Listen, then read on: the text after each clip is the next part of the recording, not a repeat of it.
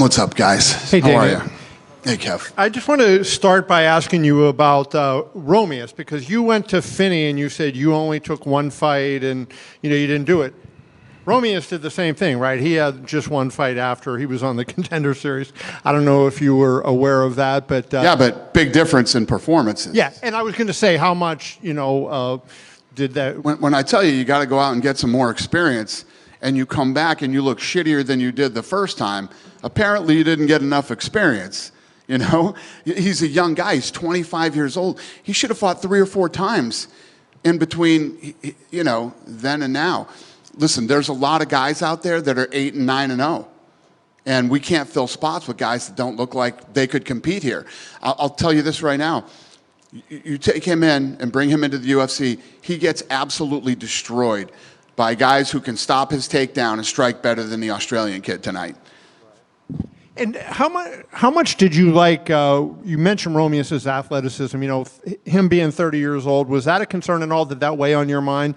Again, he's not a guy that's got a long time left, right?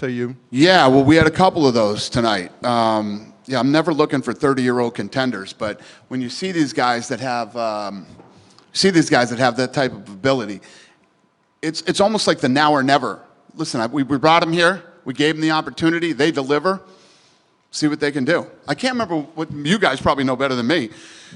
Cormier, when he first, started, he started late, and look at what he accomplished. So who knows? Exactly.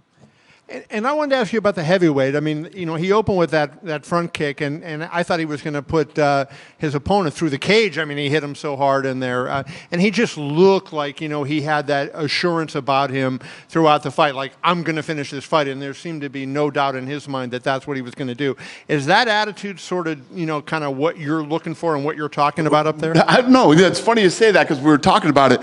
He seemed kind of nonchalant in there, like, all right, yeah, it was never like I'm going to finish this fight as fast as possible. I agree with you 100%.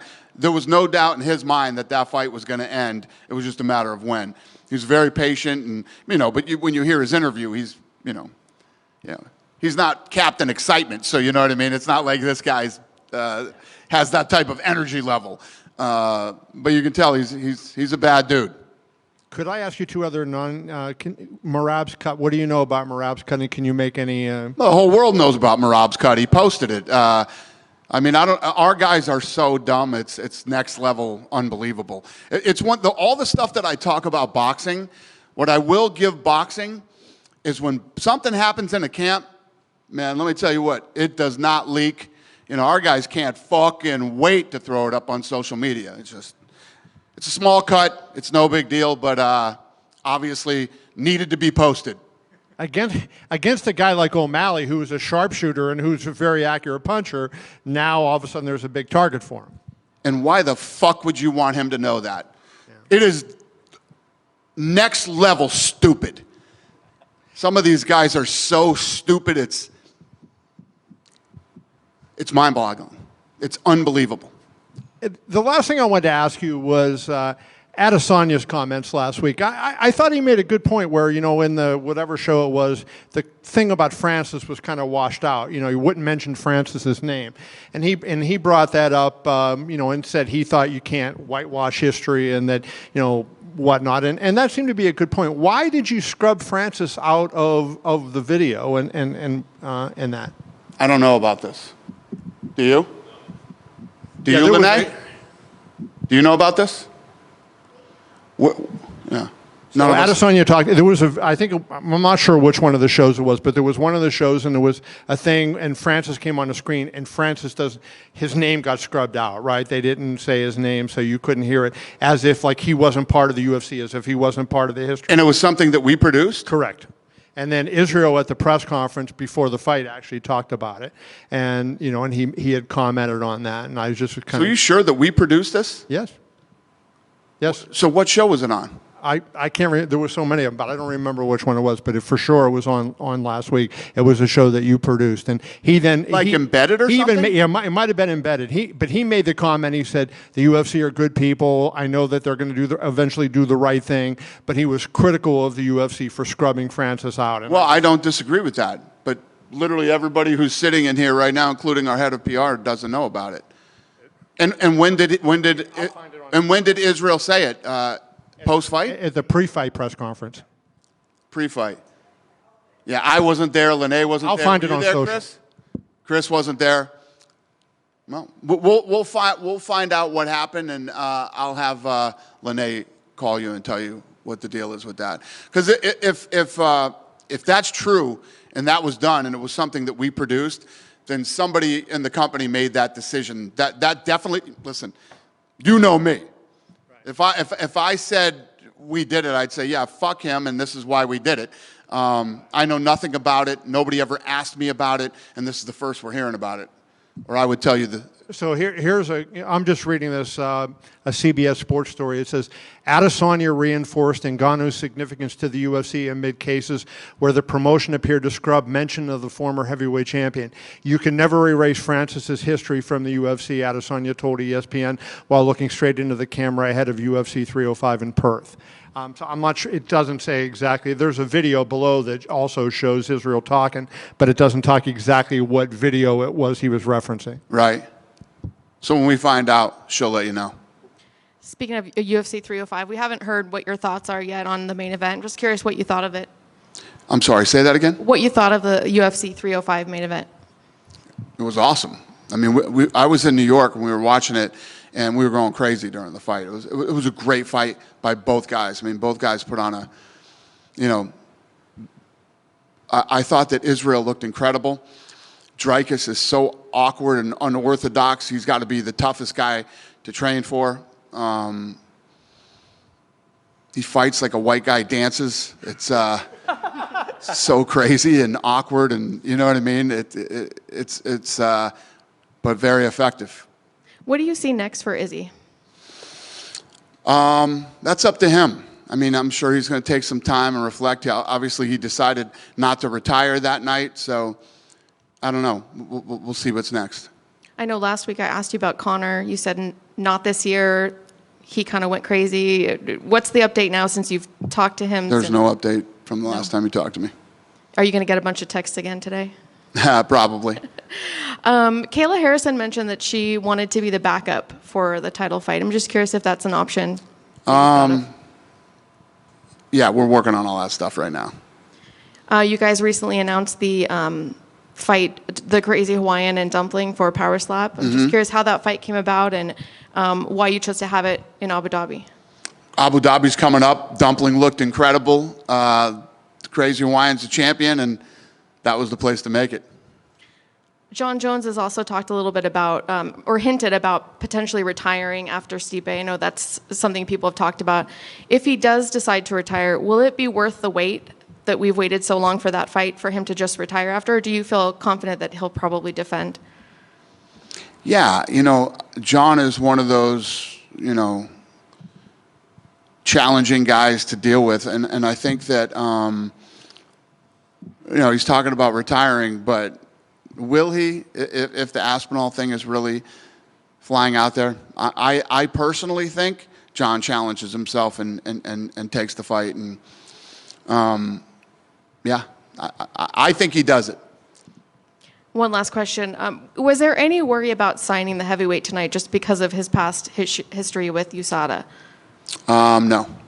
Thank you. Yep. And over here, just trying to bring it back to Torres Finney real quick. Let's say he does go out there and get the 3-4 fights you told him to do, and maybe he wins them.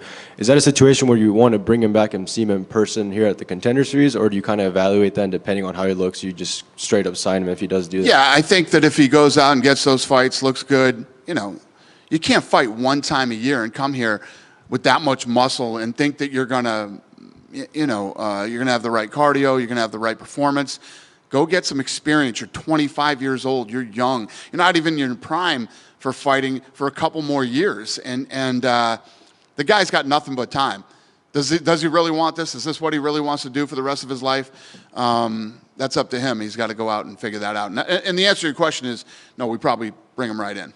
Sure. And another one of the UFC's main talent found, The Ultimate Fighter. It's wrapping up tonight. Finals are this Saturday. So what was your overall thoughts of this season between Grasso and Shevchenko, and what can we expect for the future of the show? What was my thoughts on what? Overall thoughts on the season of The Ultimate Fighter this year, since it's wrapping up this week.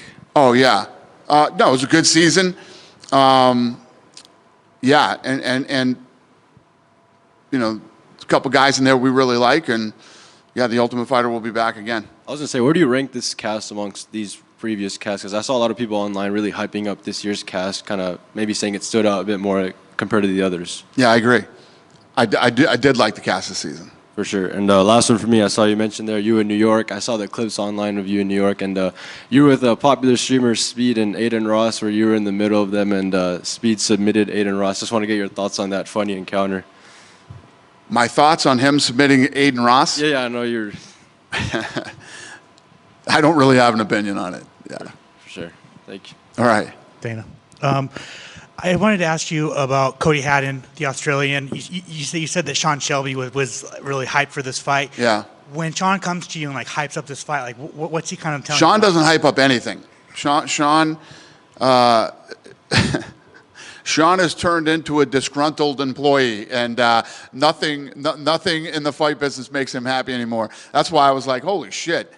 Sean loves this fight. He literally could not stop talking about this fight. He was really excited, and then obviously he loves Billy Brand and he loves Cody. So yeah, that obviously had a lot of influence over me right from the beginning. I wanted to ask you about the Khalil Roundtree booking against Alex Pereira. Obviously, it's a very, very fun fight on paper. With Ankalaev, I guess being so highly ranked and him being skipped over, what was the? He wasn't skipped over. He's got a fight coming up. Ankalaev, we're laying the fights out now. Ankalaev's got a fight lined up. Go in there, do your thing, look great. Obviously, you're next. We had to make this fight card, and as you go down the line, you start looking at it. Khalil Roundtree makes a lot of sense, and you said it yourself. No way in hell that's not a fun one. Was it all? I mean, you see it all the time. Timing is everything. So was that just kind of what happened? 100%. Jon Jones, going back to him, he was tweeting all today, hinting retirement. He says that Jon Jones was tweeting today saying he's going to retire. Is that what he did? hinting at retirement. And then he says that maybe the UFC will offer me a deal that I can't refuse to come back and fight Aspinall. Well, there you go. There you go. Okay. You just answered your own question. That's what I think we'll do. Listen, it's always the same dealing with Jon. I can tell. Listen, when we were talking about Francis earlier, right? I have zero animosity toward Francis. Francis was out of my world long time ago. That guy over there and Mick are another story. It's a long story. That dude did everything he could in his power to make Jon Jones versus Francis. The fight did not happen, and let me tell you what, it wasn't because of Jon Jones. So, Jon is a very unique individual to deal with. Jon Jones will fight everybody. Jon Jones was absolutely positive. He wanted Francis. You saw what happened with Cyril Gane. He will tell you, like he told us, that he would do the same thing to Francis Ngannou. He wanted that fight so bad. And for anybody who thinks, I know the whole internet, oh, Jon Jones, he's fucking, that I'm up Jon Jones' ass. These are fucking facts. Facts. And since everybody has been such douchebags about this, I'm coming out with a nice little punch in the face for all you fuckers that think that Jon Jones isn't the greatest of all time. Dislike him, whatever your beef is with Jon Jones, knock yourself out. There is no way in hell that Jon Jones doesn't want to fight Aspinall. So that I guarantee you. So with that being said, say Jon Jones gets past Stipe and he wants a bigger contract. Jon Jones is doing Jon Jones right now. That's what he does. You know what I mean? That's what he does. There is nobody that we've ever dealt with that, when I tell you, is not afraid to fight anybody. It's Jon Jones. And I just told her, I believe Jon Jones Aspinall happens if he beats Stipe. is that something? Is that like a fight that you would, try and make happen money-wise if he's asking for more money? We'll do everything we can to make the fight happen. Listen, you're saying, would we make that fight if Jon Jones asked for more fun? What fights don't we make? Other than the Francis thing, what fights don't we make? And you can't make people fight. And we couldn't make Francis fight. But every other fight we've made. We've dealt with guys from like Brock Lesnar. I mean, think of the biggest stars that have ever been in the sport. We've always made the fights, Yeah. And finally, just one quick question about this weekend. Kyle Barallo fighting Jared Cannonier, big fight for Kyle. I guess kind of, if Kyle goes out there and beats Jared Cannonier, he's number 5 in the division. And the middleweight division is really starting to kind of heat up. I agree. Crammed at the very top. So, yeah, there's nothing but fun fights coming up in the middleweight division. It's like when it's like you're asking me right now. Who knows? There's just so many possibilities in that division right now. And I always instead of talking first, I like to see how fights play out and how it all, after everybody fights, let's see what happens and we'll find out what's next. Is South Africa on the docket? Because 100%. Cool. Thank 100%. You already said it was not a smart decision to share the cut, but have you thought of a replacement for that fight? Is it someone that you've been working in the last? No. Not because of this, but it's obviously a big fight. No. I don't even talk like this. Don't you dare throw the jinx on me. The cost of doing this production, if we have to change anything, is fucking devastating. So, no. Just going off that, we're just a few weeks out from the Sphere. How is the production going for that? I mean, how much of the show is laid out and how much is still being developed at this point? Incredible. I literally, before I flew to New York last week, we had a run through in the Sphere at 3 o'clock in the morning. We were there from 3 to 7 doing rehearsals and running through the whole thing. It's incredible. I know in the past I've seen a live band there use drones in a show. Has anybody approached you? Have you guys thought about using drones for that particular broadcast? No. Okay. Cool. If you decide to, just a few more dollars. Just a few more dollars. It isn't even about the money anymore, but no, drones are not a part of the show. Gotcha. I heard that you were on Instagram Live with Mick talking about possibility of taking Contender Series or the idea of it on the road. I literally was sitting there and I was watching and I was looking around. I said, I wonder how this would do if we went 10 weeks on the road to 10 different cities with the Contender Series next season. And Mick and Sean both love it. So it's something that I'll kick around with the team and see what we think. Over here, I just wonder with the Sphere. I know you guys, when there's like a big pay-per-view weekend, we see the ceremonial weigh-ins at an arena or at a big location. So for that specific weekend, can we expect like the press conference and the weigh-ins to be at the Sphere as well, or? I don't know. She would be the one that would put all that together. So you might want to talk to her later. She's the boss of that shit. Thank you. All right. Have a good. What's up? Well, that's what I was kind of thinking, and I almost forgot about. I know when the Sphere first came out, and then MGM booked something on the same weekend. I know at first you felt there was some disrespect, but that sort of thing I imagine happens with a long relationship. Are things good with the MGM? Yeah, it's not about them doing things the same. But they've been disrespecting us for years.